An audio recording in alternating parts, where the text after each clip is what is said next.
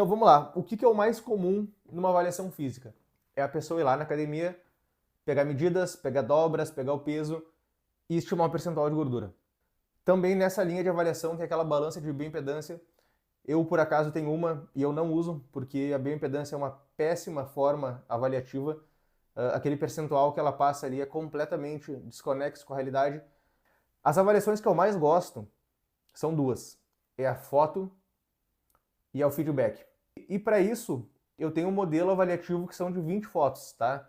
São 6 fotos visando um pouco mais a estética, porém tem outras 14 fotos complementares, onde dá para analisar daí sim de fato os encurtamentos da pessoa, a postura dela, qual movimento que ela tem mais dificuldade de fazer.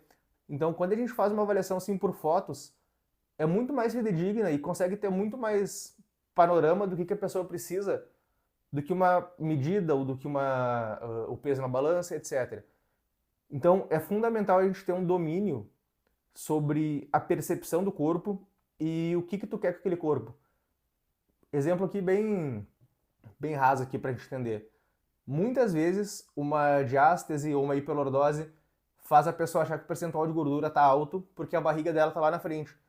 Mas, cara, são ajustes posturais. Não tem nada a ver com dieta ou com aeróbico.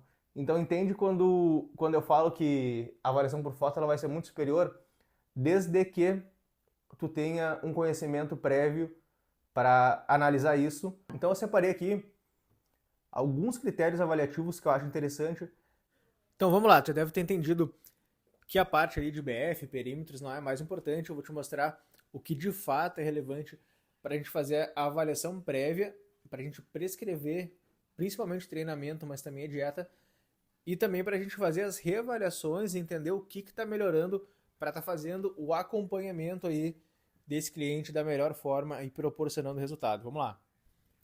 Não tem como ser diferente, a avaliação ela vai começar pela parte estética, e aí essas 3 fotos são fundamentais. Por quê? Porque a pessoa ela quer estar no shape pro dia a dia, não é forçando, não é numa determinada pose. Então o corpo relaxado dela tem que ser direcionando para a estética que ela busca.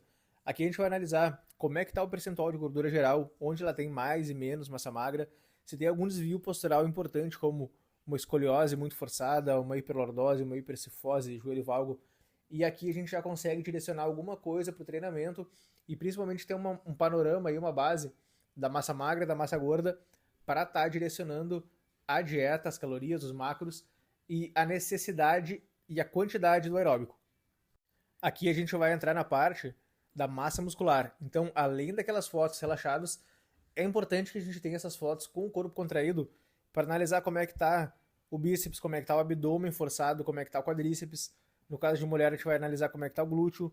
Então, isso aqui é bem fundamental, além do corpo relaxado, o corpo forçando, tentando contrair o abdômen, dar uma encolhida na barriga, para a gente ver se já tem uma massa muscular evidenciada e, caso positivo, onde tem.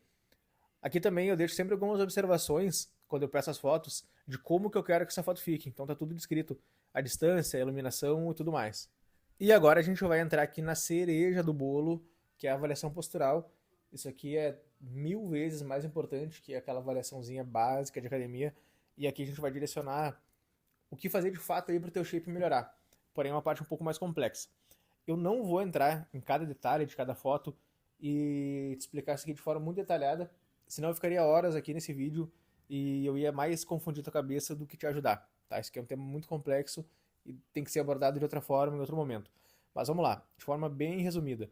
Quando a gente testa um meio agachamento e a pessoa não consegue fazer, como é a primeira foto, obviamente o agachamento livre com barra ou até mesmo em máquinas não pode de forma alguma ser a base do treino de pernas da pessoa. Ela não vai conseguir tirar proveito máximo desse exercício e a estratégia para desenvolver membros inferiores vai ser outra. Quando eu peço para a pessoa levantar uma das pernas, eu vou analisar o equilíbrio dela, vou analisar se ela vai desnivelar a pelve dela para fazer alguma compensação. Então, eu vou analisar tanto como que está cada uma das pernas e se tem diferença entre as pernas para estar vendo se ela vai poder fazer exercícios como passada, fundo ou variações, um serrote muito pesado, como é que vai ser a compensação dela em grupos musculares que não deveriam, mas estão trabalhando excessivamente, e os grupos musculares que não conseguem fazer uma boa estabilização. E tudo isso que eu estou falando Obviamente eu vou corrigir com exercícios específicos, eu vou corrigir quando eu não prescrevo exercícios que a pessoa não deve fazer e com alongamentos específicos. Agora aqui na página de baixo, quando eu peço para a pessoa ficar naquela postura ali de baixo, como eu estou dando um zoom agora no exemplo de um aluno, observem como é que está essa lombar dele, tá?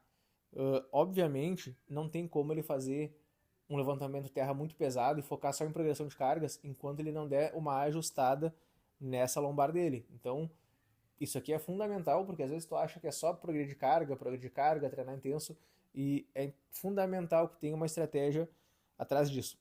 Nesse exemplo que eu estou dando agora, tá? De uma aluna fazendo aquele meio agachamento e agachamento completo. Cara, como é que essa aluna vai ter o agachamento livre como base do treino? Ou até um hack machine ou no Smith, entende? Então, isso aqui vai muito além da teoria e é prática pura na hora da prescrição. Então, aqui mais alguns exemplos da avaliação postural seria eu testar a mobilidade aqui, a flexibilidade de quadril, psoas, posterior de coxa, panturrilha, adutores, e em diferentes posições para estar analisando o que cada músculo gera de compensação para eu fazer uma prescrição correta, tanto da musculação quanto do aeróbico. Aqui tem mais alguns exemplos, tá? Eu não vou detalhar muito, mas só para vocês entenderem, cara, isso aqui sim é uma avaliação de verdade. Isso aqui é o que tem que ficar claro.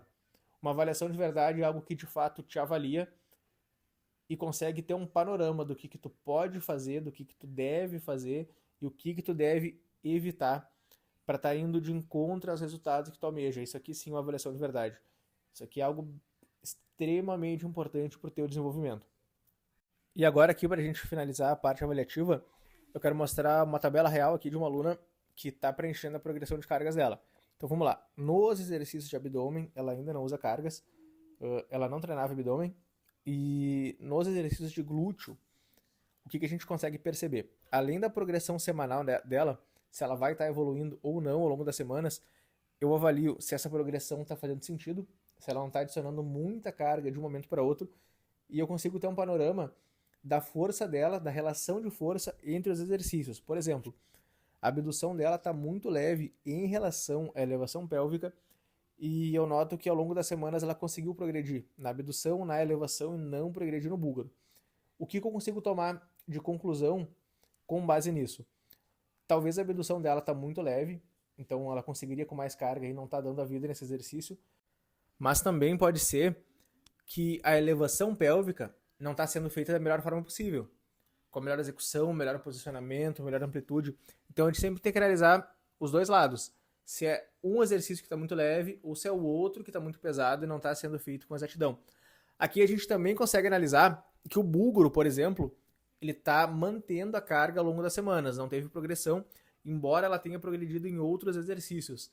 E aqui eu posso cogitar a ideia de que o volume de treino dela está muito alto, ela está chegando muito desgastada ao final do treino e não está progredindo.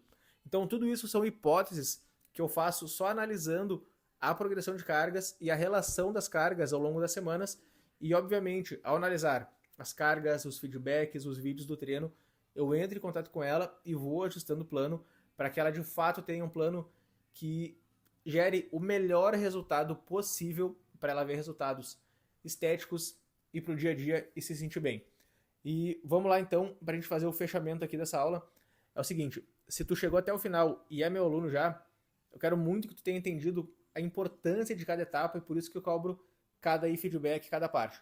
Se tu não é meu aluno ainda, faz o seguinte, vai aí no meu Instagram que tu tá vendo, me chama no DM, me manda um oi e entra em contato para saber como tu faz para entrar no time.